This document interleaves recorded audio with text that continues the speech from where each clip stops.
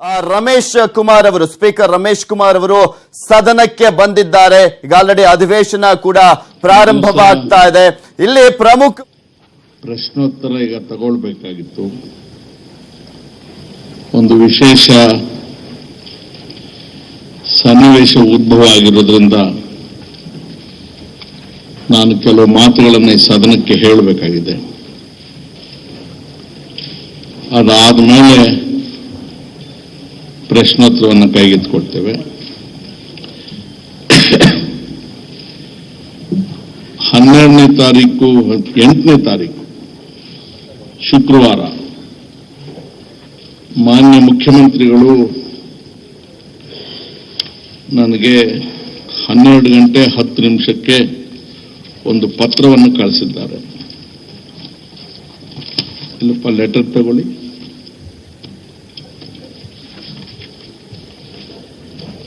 ಆ ಪತ್ರದಲ್ಲಿ ಕೆಲವು ವಿಚಾರಗಳನ್ನು ಪ್ರಸ್ತಾಪ ಮಾಡಿದ್ದಾರೆ. ಅದರ ಜೊತೆಗೆ ಒಂದು ಧ್ವನಿ ಸುರುಳಿಯನ್ನು ಕಳಿಸಿಕೊಟ್ಟಿದ್ದಾರೆ. ಮಾನ್ಯ ಮುಖ್ಯಮಂತ್ರಿಗಳು ಮಾಧ್ಯಮಗಳಿಗೂ ಈಗಾಗಲೇ ಈ ಧ್ವನಿ ಸುರುಳಿಯ ವಿಚಾರವನ್ನು ಹೇಳ್ತಾ ನನ್ನ ಹೆಸರು ಕೂಡ ಧ್ವನಿ ಸುರುಳಿಯಲ್ಲಿ ಪ್ರಸ್ತಾಪ ಆಗಿರುವ ಕಾರಣದಿಂದ ನನ್ನ ಬಗ್ಗೆ ಕೆಲವು ಅಭಿಮಾನದ ಮಾತುಗಳನ್ನು ಆಡಿದ್ದಾರೆ. ಅತ್ಯಂತ ನಮ್ರತೆಯಿಂದ ನಾನು ಅವರಿಗೆ ನನ್ನ ಕೃತಜ್ಞತೆಗಳನ್ನು ಸಲ್ಲಿಸಿ ಮುಂದಕ್ಕೂ ಹಾಗೆ ಬದುಕ್ತೀನಿ ಅಂತಕ್ಕಂಥ ಆಶ್ವಾಸನೆಯನ್ನು ಈ ಸಾಧನಕ್ಕೆ ನಾನು ಕೊಡ್ತೇನೆ. ಮಾನ್ಯ ಮುಖ್ಯಮಂತ್ರಿಗಳು ಬರೆದಿರ್ತಕ್ಕಂಥ ಪತ್ರದ ಸಾರಾಂಶ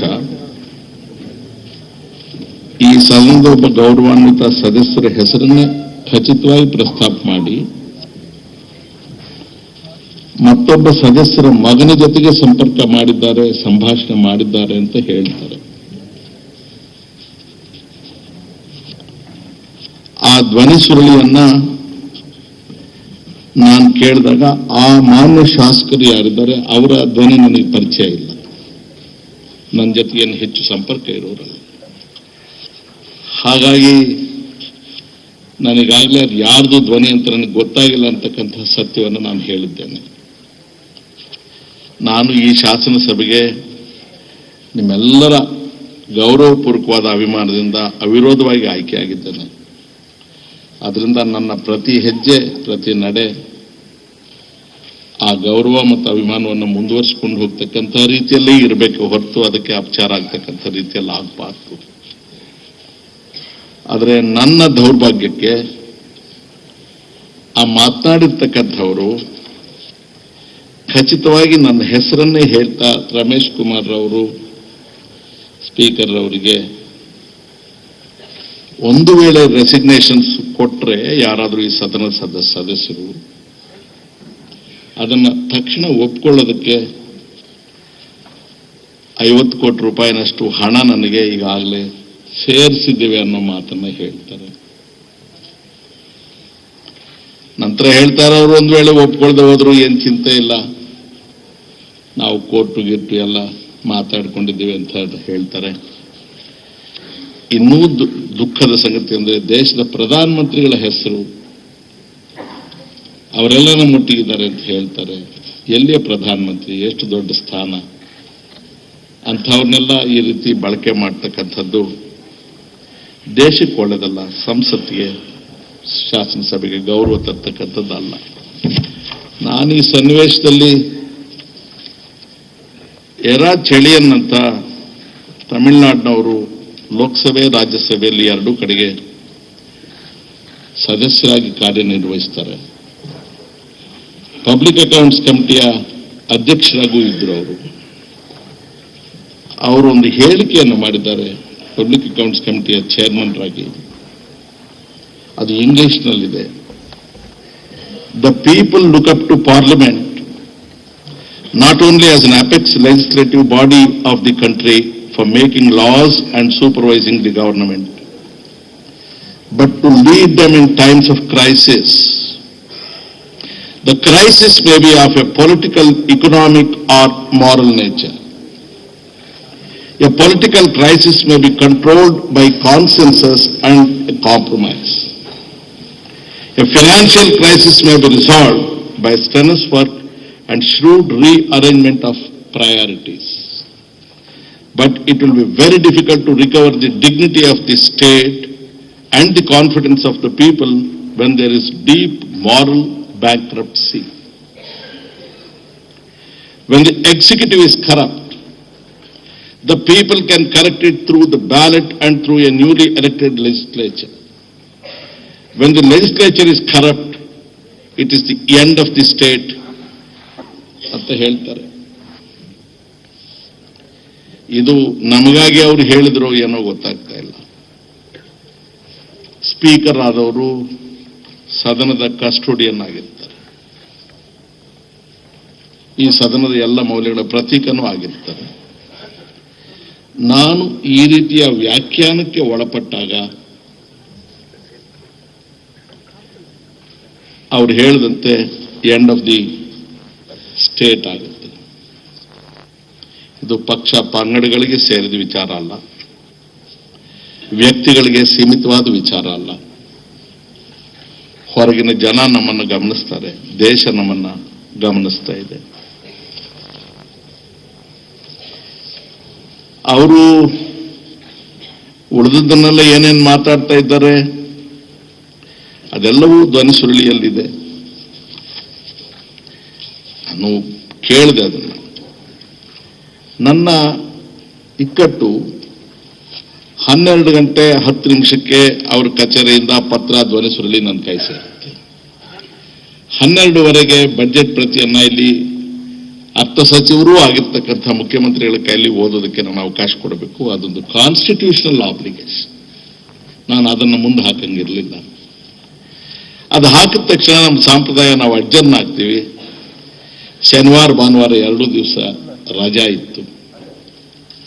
2 ರಜಾ ದಿನಗಳನ್ನು ಕಳೆದು ಪುನಃ ಸಮಾವೇಶ ಆಗ್ತಾ ಇದ್ದು ಇವತ್ತು. ಅದರಿಂದ ಫಸ್ಟ್ ಆಪರ್ಚುನಿಟಿಯನ್ನ ನಾನು ತೆಗೆದುಕೊಳ್ತಾ ಇದ್ದೇನೆ. ಈ ಮನೋಸ್ಥಿತಿಯಲ್ಲಿ 2 ರಾತ್ರಿಗಳನ್ನು ನಾನು ಕಳೆದಿದ್ದೇನೆ. ಸ್ನೇಹಿತರ ಜೊತೆ ಓಡಾಡ್ತಾ ಇದ್ದೇನೆ, ನಗ್ನಗ್ತಾ ಇದ್ದೇನೆ, ಮಾತಾಡ್ತಾ ಇದ್ದೇನೆ. ಆದರೆ ನಾನು ಏನಾಗಿರಬಹುದು ಅಂತ ತಾವೇ ಊಹಿಸ್ಕೊಳ್ಬೇಕು ಅಂತ ತಮ್ಮೆಲ್ಲರಲ್ಲೂ ಪ್ರಾರ್ಥನೆ ಮಾಡಿಕೊಳ್ತೇನೆ. ನಾನು ಹಿಂದೆ ಸ್ಪೀಕರ್ ಆಗಿದ್ದಾಗ ಒಂದು ಹೆಣ್ಮಗಳು, ವಯಸ್ಸಾದ ಹೆಣ್ಮಗಳು ನನ್ನ ಹತ್ರಕ್ಕೆ ಒಂದು ಅರ್ಜಿ ತಗೊಂಡು ಬರ್ತಾಳೆ. ಕಂಪ್ಯಾಷನೇಟ್ ಗ್ರೌಂಡ್ಸ್ ಮೇಲೆ ಉದ್ಯೋಗ ಕೊಡುವ ವಿಚಾರ. ನಮ್ಮ ಲೆಜಿಸ್ಲೇಚರ್ ಸೆಕ್ರೆಟರಿಯೇಟ್ ಅಲ್ಲಿ ಆಕೆಯ ಗಂಡ ಕೆಲಸ ಮಾಡ್ತಾ ಇದ್ದ.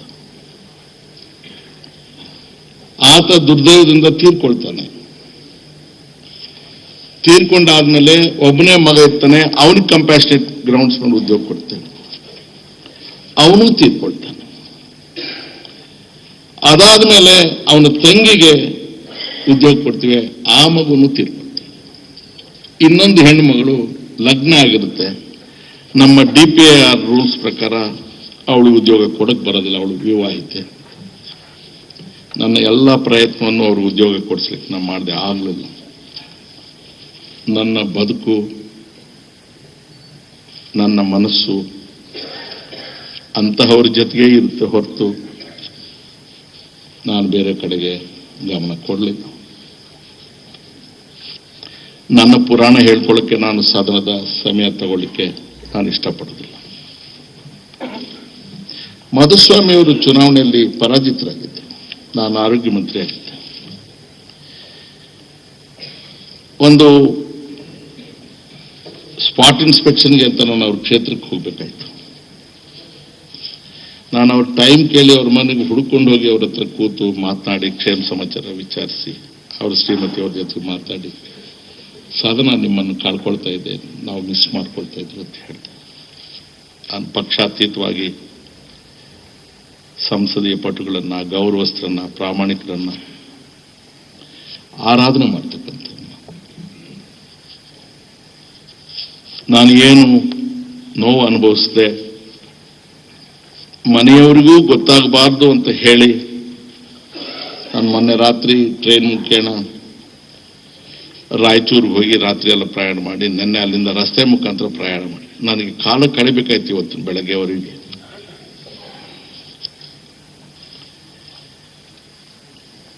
ಇದು ಏನೇನು ಆಪಾದನೆಗಳು ಒಳಗೊಂಡಿದ್ದಾವೆ, ಅವ್ರ ಮಾತಿನಲ್ಲಿ ಏನೇನಕ್ಕೆಲ್ಲ ಅವಕಾಶ ಇದೆ, it's A totally different thing.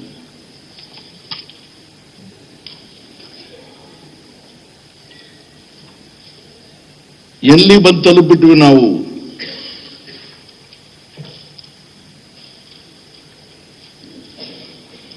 ಈಗ ನನ್ನ ಕಷ್ಟ ಸತ್ಯ ಸಾಬೀತಾಗಲೇಬೇಕು. ಯಾರು ಇರಬಹುದು ಮಾತಾಡಿರುವವರು ಅನ್ನೋದು ನನಗಿನ್ನೂ ಖಚಿತ ಗೊತ್ತಿಲ್ಲ. ಅದು ವಿಚಾರಣೆಯ ಮುಖಾಂತರಲೇ ಸಾಬೀತಾಗಬೇಕು. ಅವ್ರು ಯಾರು ಅಂತ ಸಾಬೀತಾದ್ರೆ ಅವರು ನೇರವಾಗಿ ನನಗೆ ಸಂಪರ್ಕ ಮಾಡಿದ್ರ ಅಥವಾ ನನ್ನ ಕುಟುಂಬಸ್ಥರಿಗೆ ಯಾರಿಗಾದ್ರೂ ಭೇಟಿಯಾಗಿದ್ರ, ಯಾವಾಗ ಭೇಟಿಯಾಗಿದ್ರು, ಅಥವಾ ಅವ್ರಿಗೆ ಇನ್ಯಾರಾದ್ರೂ ಹೀಗೆ ಅಂತ ಹೇಳಿದ್ರ, ಎಲ್ಲಿ ಕೊಟ್ರು, ಯಾವಾಗ ಕೊಟ್ರು, ಯಾವ ಡಿನಾಮಿನೇಷನ್ ಕೊಟ್ರು, ಎಷ್ಟು ಹೊತ್ತಿಗೆ ಕೊಟ್ರು. ಸಣ್ಣ ಪ್ರಮಾಣದ ಹಣನೂ ಅಲ್ಲ. ಸದನದ ನೀವು ಯಾರು ಅಥವಾ ಮಾಧ್ಯಮದವ್ರು ಬೇಕಾಗಿದ್ರು ನಾ ಇಲ್ಲೇ ಕೂತಿರ್ತೇನೆ. ದಯಮಾಡಿ ದೊಮ್ಲೂರಿನ ಅಮರಜ್ಯೋತಿ ಲೇಔಟ್ ಅಲ್ಲಿ ನಾನೊಂದು ಸಣ್ಣ ಬಾಡಿಗೆ ಮನೆಯೊಳಗೆ ವಾಸ ಮಾಡ್ತಾ ಇದ್ದೇನೆ. Please go and see my house and come. ಅಲ್ಲಿ 2 ರೂಮ್ ಕೆಳಗಡೆ ಒಂದು ಆಫೀಸ್ ತರ ಇದು ಮಾಡ್ಕೊಂಡು ನಾನು ಸರ್ಕಾರಿ ಮನೆ ತಗೊಂಡಿಲ್ಲ. ಇಷ್ಟು ದೊಡ್ಡ ಪ್ರಮಾಣದ ಹಣ ತಗೊಂಡ್ರೆ ಇಡಕ್ಕಾದ್ರೂ ಒಂದು ಜಾಗ ಬೇಕಲ್ಲ, ಬೀದಿಲ್ ಬಿಸಾಡಕ್ಕಾಗಲ್ವಲ್ಲ. ಬೋರ್ಡ್ ಹಾಕಿದ್ರೆ ಆ ಮನೆಗೆ ನೈಬರ್ಸಿಗೆ ತೊಂದರೆ ಆಗುತ್ತೆ, ಟ್ರಾಫಿಕ್ ಇನ್ನೊಂದು ಮತ್ತು ಅವ್ರು ಬರ್ತಾರೆ, ಜನರನ್ನ ಅಲ್ಲಿ ಬರಕ್ಕೆ ಬಿಡೋದಿಲ್ಲ. ನಾನು ಬೋರ್ಡ್ ಕೂಡ ಹಾಕಕ್ ಬಿಟ್ಟಿಲ್ಲ. ನನಗ ಈ ಶಿಕ್ಷೆ ನ್ಯಾಯನ?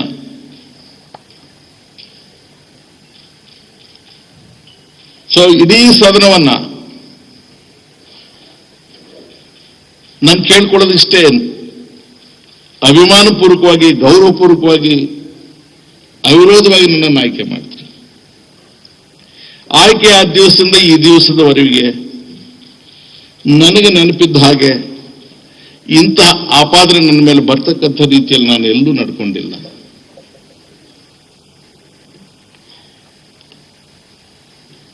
ವಾಜಪೇಯಿ ಅವರು ಲೋಕಸಭೆಯಲ್ಲಿ ಹೇಳಿದ ಮಾತನ್ನು ಪುನಃ ಈ ಸದನಕ್ಕೆ ಇನ್ನೊಂದ್ಸಲ ಹೇಳಬೇಕಾಗುತ್ತೆ.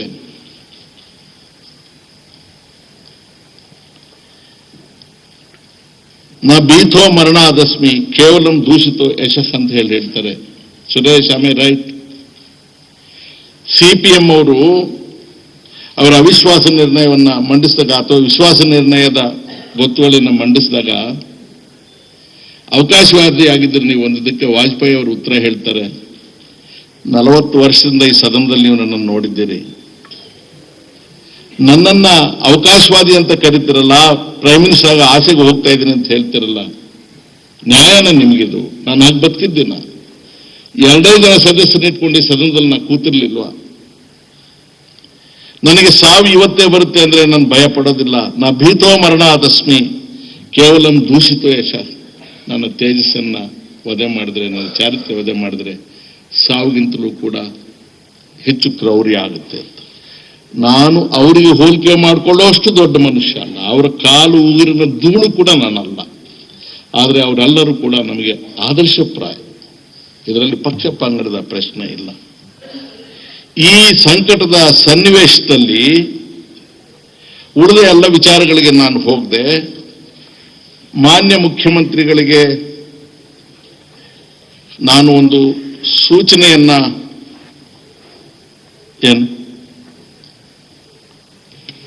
ಮಾನ್ಯ ಸಭಾಧ್ಯಕ್ಷರೇ, ತಾವು ಇಲ್ಲಿವರೆಗೂ ಹೇಳಿದ್ದು ತಮ್ಮ ವಿವೇಚನೆಗೆ ಒಳಪಟ್ಟು ತಾವು ಹೇಳಿದ್ದೀರಿ. ಆದರೆ ಈ ವಿಚಾರದಲ್ಲಿ ಸದನದ ಒಬ್ಬ ಸದಸ್ಯನಾಗಿ ನಂದು ಕೆಲವು ವಿಚಾರ ಹೇಳೋದಿದೆ. ತಾವು ಸರ್ಕಾರಕ್ಕೆ ಸೂಚನೆ ಕೊಡೋದಕ್ಕೆ ಮೊದಲು ನಮ್ದೇನು ಅಹವಾಲಿದೆ ಅಂತಾನು ತಾವು ಕೇಳಿ ಆಲಿಸಿ ಪರಾಮರ್ಶೆ ಮಾಡಿ ತಮಗೆ ನಂತರ ಏನು ಸೂಕ್ತ ಅನಿಸುತ್ತೆ ಸೂಚನೆ ಕೊಡೋದು ಒಳ್ಳೆಯದು ಅನ್ನೋದು ನಾನು ತಮ್ಮಲ್ಲಿ ಮಾಡ್ತಕ್ಕಂಥ ನಿವೇದನೆ. ಇದಕ್ಕೆ ಸಂಬಂಧಪಟ್ಟ ಹಾಗೆ ನಾನು ತಮ್ಮ ಸಚಿವಾಲಯಕ್ಕೆ ಸಂಪರ್ಕನೂ ಸಹ ಮಾಡಿದ್ದೆ. ಸಚಿವಾಲಯದವರು ಹೇಳಿದ್ರು, ಮಾನ್ಯ ಸಭಾಧ್ಯಕ್ಷರು ಈ ವಿಚಾರವನ್ನ ಗಮನಕ್ಕೆ ತಗೊಂಡಿದ್ದಾರೆ, ಅವರೇ ಇದನ್ನ ಅವರು ಉಲ್ಲೇಖ ಮಾಡ್ತಾರೆ ಅಂತ ಹೇಳಿದ ಮೇಲೆ ನಾನು ಹಿಂದೆ ಸರಿದಿದ್ದೇನೆ. ಸೊ ನಾನು ತಮ್ಮಲ್ಲಿ ಮನವಿ ಮಾಡೋದು, ಈ ವಿಚಾರದಲ್ಲಿ ನಂದು ಕೆಲವು ವಿಚಾರ ಹೇಳೋದಿದೆ, ಸದನದ ಸದಸ್ಯನಾಗಿ ನನಗೆ ಅವಕಾಶ ಕೊಡಬೇಕು ಅಂತ ನಾನು ತಮ್ಮಲ್ಲಿ ಮನವಿಯನ್ನ ಮಾಡ್ತಾ ಇದ್ದೇನೆ. ತಾವು ನನಗೆ ಹೇಳಿದ್ದಾರೆ, ತಾವು ಬಂದಿದ್ರಿ, ಒಂದು ನೋಟಿಸ್ ಕೊಟ್ಟಿದ್ರಿ, ನಾನು ಹೇಳಿದೆ I have taken cognizance of it ಅಂತೆ. You are very clear that you are raising it as a member of the house. Okay, ಹಾಗಾಗಿ ಮಾನ್ಯ ಸಭಾಧ್ಯಕ್ಷರೇ, ಈಗ ತಾವು ಸಭಾಧ್ಯಕ್ಷರಾಗಿ ಕೆಲಸ ಮಾಡ್ತಕ್ಕಂಥ ಸಂದರ್ಭದಲ್ಲಿ ತಮ್ಮ ಬಗ್ಗೆ ಕೆಲವರು ವೈಯಕ್ತಿಕವಾಗಿ ಮಾತನಾಡಿದ್ದಾರೆ. ಯಾರು ಮಾತನಾಡಿದ್ದಾರೆ ನಾನು ಈಗ ಅದನ್ನ ಉಲ್ಲೇಖ ಮಾಡ್ಲಿಕ್ಕೆ ಹೋಗೋದಿಲ್ಲ. ನನ್ನ ಹೇಳಲಿಕ್ಕೆ ಹೊರಟಿರುವಂತಹದನ್ನ ನಾನು ಕಲುಷಿತ ಮಾಡಲಿಕ್ಕೆ ನನಗೆ ಆಸಕ್ತಿ ಇಲ್ಲ. ಈ ಸದನದ ಕೆಲವು ಹಕ್ಕುಗಳ ಬಗ್ಗೆ, ಈ ಸದನದಲ್ಲಿ ದತ್ತವಾಗಿರ್ತಕ್ಕಂತಹ ಕೆಲವು ಅಂಶಗಳ ಬಗ್ಗೆ ಮಾತ್ರ ನಾನು ಮಾತಾಡ್ಲಿಕ್ಕೆ ಹೋಗ್ತೇನೆ. ಹಾಗಾಗಿ ಯಾರು ಮಾತನಾಡಿದ್ದಾರೆ, ಯಾರು ಮಾತಾಡಿದ್ದಾರೆ ಅನ್ನೋದು ಮುಖ್ಯ. ಎರಡನೇ ಅಂಶ, ಮಾತನಾಡಿರೋರು ಜವಾಬ್ದಾರಿಯುತ ಸ್ಥಾನದಲ್ಲಿರೋರ ಅಥವಾ ಯಾರಾದ್ರೂ ದಾರಿಯಲ್ಲಿ ಹೋಗೋರು ಮಾತನಾಡಿದಾರ ಅನ್ನೋದು ಸ್ವಲ್ಪ ಮಟ್ಟಿಗೆ ಮುಖ್ಯ ಆಗುತ್ತೆ.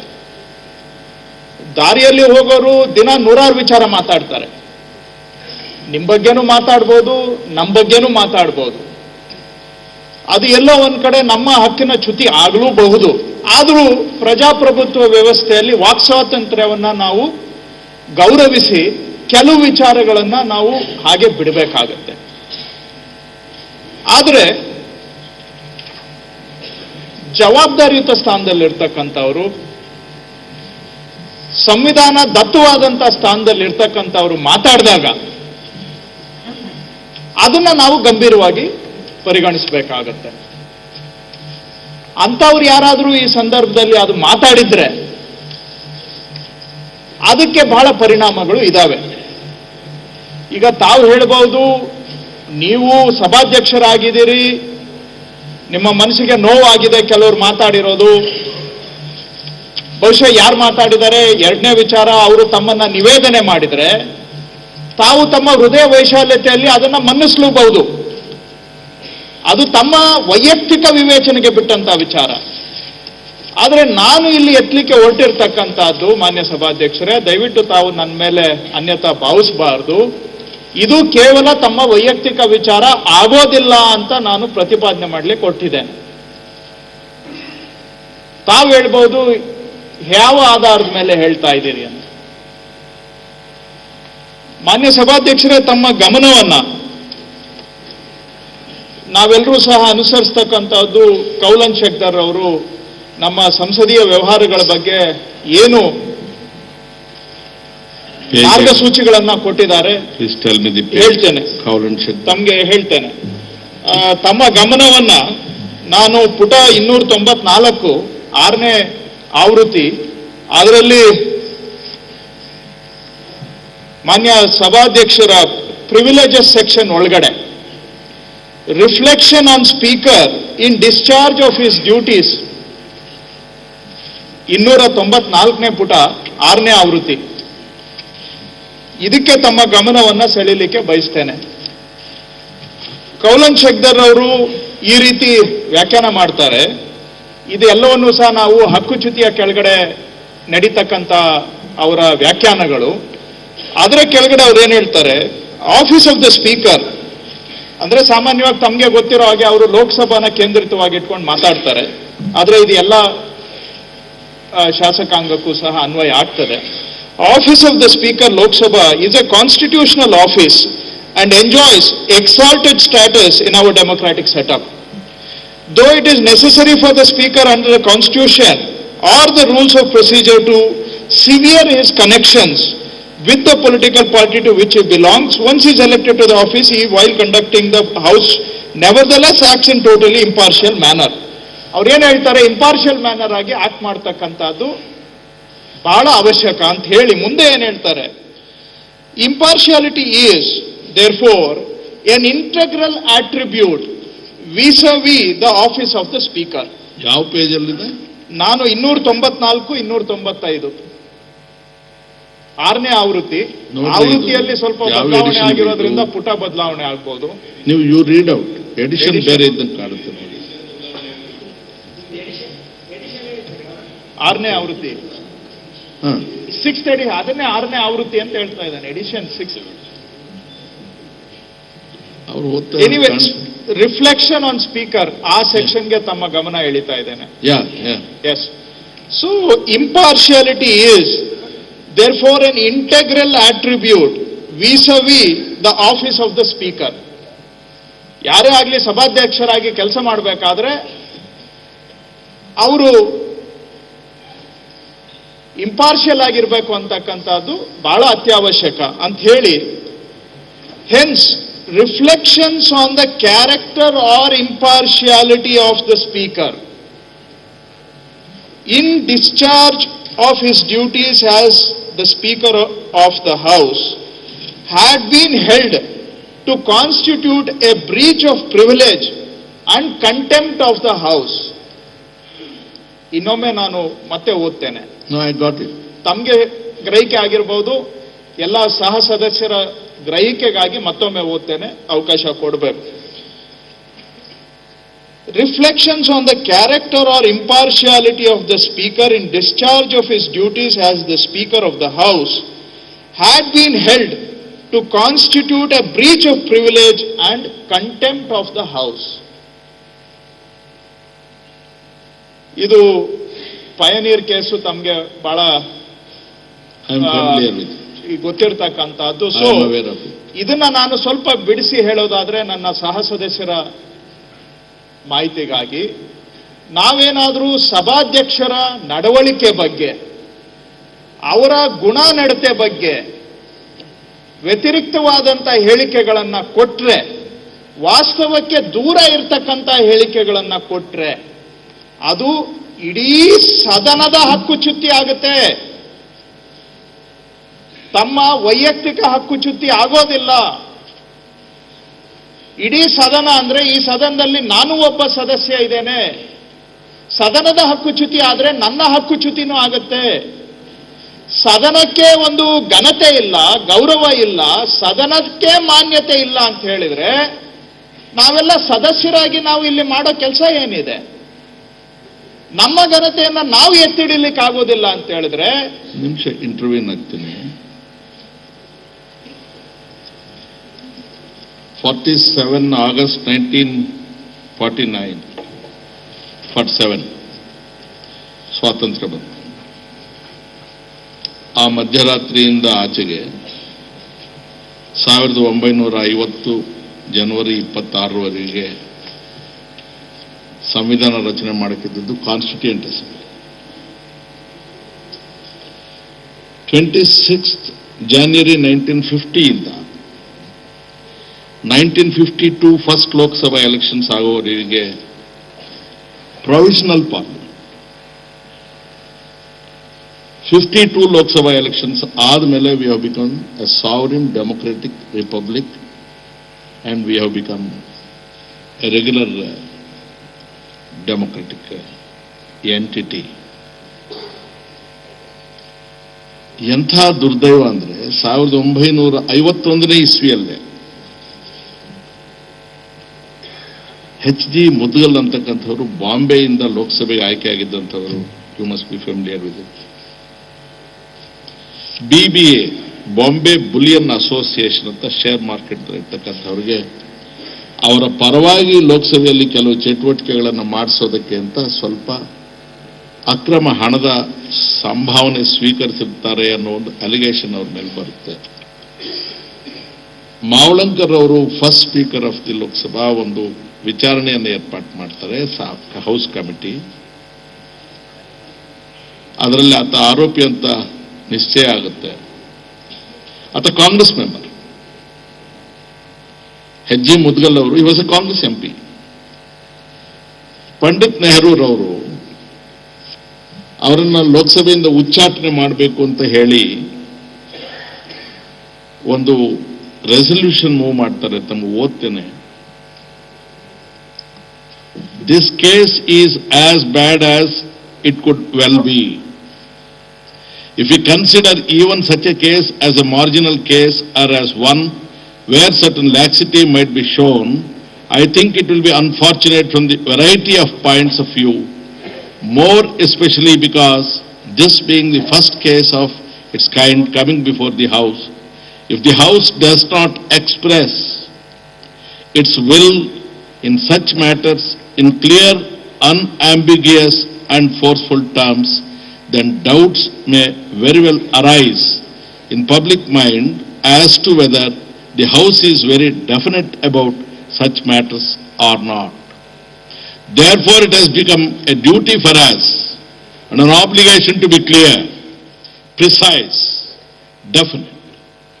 The facts are clear, precise and unambiguous. The decision of the House should also be clear, precise and unambiguous. ತಾವು ಹೌಸಿನ ವಿಚಾರ ಹೇಳ್ತಾ ಇರೋದ್ರಿಂದ ಇದು ರೆಲೆವೆಂಟ್ ಅಂತ ನಾನು ಕೋಟ್ ಮಾಡ್ತಾ ಇದ್ದೇನೆ. ನಂತರ ಏನಾಗುತ್ತೆ, ರೆಸಲ್ಯೂಷನ್ ಮೂವ್ ಮಾಡ್ತಾ ಇದ್ದಾರೆ ಅಂತ ಹೇಳಿ ಮುದ್ಗಲ್ ಅವರು ತಕ್ಷಣ ಹೋಗಿ ರಾಜೀನಾಮೆ ಕೊಟ್ಬಿಡ್ತಾರೆ. ಮತ್ತೊಬ್ಬ ಮೆಂಬರ್ ಹೇಳ್ತಾರೆ, ಎಕ್ಸ್ಪೆಲ್ ಆಗಿದ್ದಾಗ ಇದು ರಾಜೀನಾಮೆ ಕೊಟ್ಟವರಿಗೆ ಯಾರು ಈ ಸದನದ ಸದಸ್ಯರೇ ಅಲ್ವೋ ಅವ್ರ ಮೇಲೆ ನೀವು ಹೇಗೆ ಎಕ್ಸ್ಪಲ್ಷನ್ ಮಾಡ್ತೀರಂತ ಹೇಳಿದ್ರೆ, ನೆಹರೂರವರು ಮತ್ತೆ ಅಮೆಂಡ್ ಮಾಡ್ಕೊಂಡು ಹೇಳ್ತಾರೆ, and resolves the question posed was whether the house could expel a person who was no longer a member of the house. Then the Prime Minister moved an amendment that the words and resolves that Sri Mudgal be expelled from the House should be replaced by and resolves that Sri Mudgal deserved expulsion from the House, and further that the terms of the resignation letter he gave to the Deputy Speaker at the conclusion of his statement constitute a contempt of this House which only aggravates his offense. ತನ್ನನ್ನು ಉಚ್ಚಾಟನೆ ಮಾಡ್ತಾ ಇದ್ದಾರೆ ಅನ್ನೋ ಮುನ್ಸೂಚನೆಯಿಂದ ರಾಜೀನಾಮೆ ಕೊಡ್ತಕ್ಕಂಥ ಪ್ರಯತ್ನ ಇನ್ನೂ ದೊಡ್ಡ ಅಪರಾಧ ಅಂತಕ್ಕಂಥ ಮಾತನ್ನ ಪಂಡಿತ್ ನೆಹರು ಅವರು ಲೋಕಸಭೆಯಲ್ಲಿ ಹೇಳ್ತಾರೆ. ಅಂದ್ರೆ ನಾವು ಪ್ರಾವಿಷನಲ್ ಪಾರ್ಲಿಮೆಂಟ್ ಆಗಿದ್ದಾಗಲೇ ಸದನದ ಗೌರವವನ್ನ ಕಾಪಾಡ್ಕೊಳ್ತಕ್ಕಂಥ ವಿಚಾರವನ್ನು ಹೇಳ್ತಾರೆ. ನಾನು ಧ್ವನಿ ಸುರುಳಿಕೆಯಲ್ಲಿ ಯಾರದು ಅಂತ ಈ ಕ್ಷಣಕ್ಕೂ ನನಗೆ ಗೊತ್ತಿಲ್ಲದೆ ಹೋದರೂ ಕೂಡ ಸಂಭಾಷಣೆಯ ತಾತ್ಪರ್ಯವನ್ನು ಆಧರಿಸಿ ಹೇಳೋದಾದ್ರೆ, ಆ ಎದುರುಗಡೆ ಮಾತನಾಡ್ತಕ್ಕಂಥವ್ರು ಇವ್ರಿಗೆ ಕೇಳ್ತಾರೆ, ನಮಗೆ ಡಿಸ್ಕ್ವಾಲಿಫಿಕೇಶನ್ ಅದು ಇದು ಅಂತಂದ್ರೆ ನಾವೆಲ್ಲ ಇಲ್ವಾ, ನಮ್ಮನ್ನು ತೆಗೆದುಹಾಕಿರ್ಲಿಲ್ವಾ 12 ಜನನ್ನ, ನಾವು ಕೋರ್ಟ್ಗೆ ಹೋದ್ವಿ, ಯಾಕೆ ನೀವು ಹಂಗೆ ಮಾಡಿದ್ರಿ ಅಂತ ಕೇಳಿದ್ರೆ, ನಮ್ಮನ್ನು ಮಂತ್ರಿಗಿರಿಯಿಂದ ತೆಗೆದ್ರು, ನಾವು ಅದಕ್ಕೇನು ಕೇರ್ ಮಾಡಲಿಲ್ಲ, ನಾವು ಹೋಗಿ ಜಯಿಸ್ಕೊಂಡು ಬಂದ್ವಿ ಮತ್ತೆ ಚುನಾವಣೆಯಲ್ಲಿ ಗೆದ್ದು ಬಂದ್ವಿ ಅಂತ ಹೇಳ್ತಾರೆ. ಆದ್ರಿಂದ ನಾನು ಸಮರಲಿ ಒಂದು ಕನ್ಕ್ಲೂಷನ್, ಏನು ಒಂದು ಇನ್ಫರೆನ್ಸ್ಗೆ, ನಾಟ್ ಕನ್ಕ್ಲೂಷನ್ ಬರಬಹುದು ಅಂತಂದ್ರೆ, ಬಹುಶಃ ಆ ಸನ್ನಿವೇಶದಲ್ಲಿ ಆ ಸಮಯದಲ್ಲಿ ಯಾರು ಈ ಚಟುವಟಿಕೆಗಳಲ್ಲಿ ತೊಡಗಿದ್ರೋ ಅವ್ರ ಪೈಕಿ ಒಬ್ರು ಇರಬಹುದು ಅಂತ ಹೇಳಬಹುದು ಹೊರತು 12 ಜನ ಇರೋದ್ರಿಂದ ಯಾರು ಇವರು ಅಂತ ಹೇಳಕ್ ನನಗೆ ಆಗ್ತಾ ಇಲ್ಲ. Therefore, to agree with you, I am thankful to you, you raised this. I was apprehensive ನಿಮ್ಮನ್ನ ಮಾತಾಡಕ್ಕೆ ಅವಕಾಶ ಕೊಡಬೇಕು, but you said I am raising it as a member of the House ಅಂತ. So ಅದರಿಂದ basically it involves the participation of a member. It's only my apprehension. I may be proved wrong by the inquiry tomorrow. And the person involved, aspersions are cast on me. It may not be inappropriate to tell this House. I am slightly worried. ನನ್ನ ತಾಯಿಗೆ ಅಕ್ಷರಜ್ಞಾನ ಇರಲಿಲ್ಲ. ನಾನು 8ನೇವನು ಕಾರಜೋಳರೆ, ಕಡೆ ಮಗ. ನನ್ನ ತಾಯಿ ನನಗೊಂದು ಮಾತು ಹೇಳು, ಯಾರಾದರೂ ನಮ್ಗಿಂತ ಉಳ್ಳವ್ರ ಮನೆ ಬಾಗಿಲಿಗೆ ನಾವು ಹೋದ್ರೆ ಅವ್ರ ಮನೆಯಿಂದ ಹೊರಗೆ ಬರುವಾಗ ಅವ್ರ ಹೊಸ್ತಲಲ್ಲಿ ನಾವು ನಿಲ್ಲಬೇಕು. ನಿಂತು ನಮ್ಮ ಅಂಗಾಲ ಏನಿರುತ್ತೆ ಬರೀ ಅಂಗಾಲನ್ನು ಅವ್ರ ಹೊಸ್ತಲಿಗೆ ಹಾಕಿ ಸ್ಕ್ರಬ್ ಮಾಡಿ ಆ ಮನೆಯ ಉಳ್ಳವರ ಮನೆಯ ಧೂಳು ನಮ್ಮ ಕಾಲಿಗೆ ಏನಾದರೂ ಮೆತ್ಕೊಂಡಿದ್ರೆ ಅಂಗಳದಲ್ಲೇ ಬಿಟ್ಟು ನನ್ನ ಕಾಲು ಶುದ್ಧಿಯಾಗಿ ಇಟ್ಕೊಂಡು ಹೊರಗೆ ಬರಬೇಕು, ಹಂಗೆ ಬದುಕಬೇಕು ಅಂತ ನನ್ನ ತಾಯಿ ನನಗೆ. 28 years I have lost my biggest political teacher, my biggest moral teacher, my biggest philosopher I have come across in life. ನನ್ನ ಸ್ಥಿತಿ ಇಲ್ಲಿ ಬಂದು ತಲುಪಿದೆ. You can proceed. I am sorry I interrupt. ಮಾನ್ಯ ಸಭಾಧ್ಯಕ್ಷರೇ, ಇದನ್ನೆಲ್ಲ ಉಲ್ಲೇಖ ಮಾಡಿ ತಮ್ಮ ಮನಸ್ಸಿಗೆ ಇನ್ನಷ್ಟು ಘಾಸಿ ಮಾಡೋದು ನನ್ನ ಉದ್ದೇಶ ಅಲ್ಲ. ಆದಾಗ್ಯೂ ಸಹ ಕೆಲವು ವಿಚಾರ ನಾನಿವತ್ತು ಮಾತಾಡ್ಲಿಕ್ಕೆ ಹೊರಟಿರೋದು ತಮಗೆ ಇನ್ನಷ್ಟು ಘಾಸಿಯನ್ನ ಉಂಟು ಮಾಡಬಹುದು. ನನಗೆ ಆರಂಭದಲ್ಲೇ ತಮ್ಮ ಕ್ಷಮೆ ಕೇಳ್ತಾ, ಆದರೆ ಇದು ಚರ್ಚೆ ಆಗಬೇಕಾದಂತ ಅವಶ್ಯಕತೆ ಇದೆ. ತಮ್ಗೆ ಎಷ್ಟೇ ಮುಜುಗರ ಆದರೂ ತಾವು ಸ್ವಲ್ಪ ತಾಳ್ಮೆಯಿಂದ ಸಹಕರಿಸಬೇಕು. ನಾನು ತಮ್ಮಲ್ಲಿ ಕ್ಷಮೆನೂ ಕೋರ್ತಾ ಹೇಳ್ತೇನೆ. ಯಾಕಂದ್ರೆ ಕೆಲವು ಸಂಭಾಷಣೆಯನ್ನ ನಾನು ಹೇಳಬೇಕಾಗುತ್ತೆ. ಈಗ ಆ ಸಂಭಾಷಣೆಯಲ್ಲಿ ಮತ್ತೆ ನಿಮ್ಮ ಹೆಸರು ಬರ್ತಾ ಇದೆ.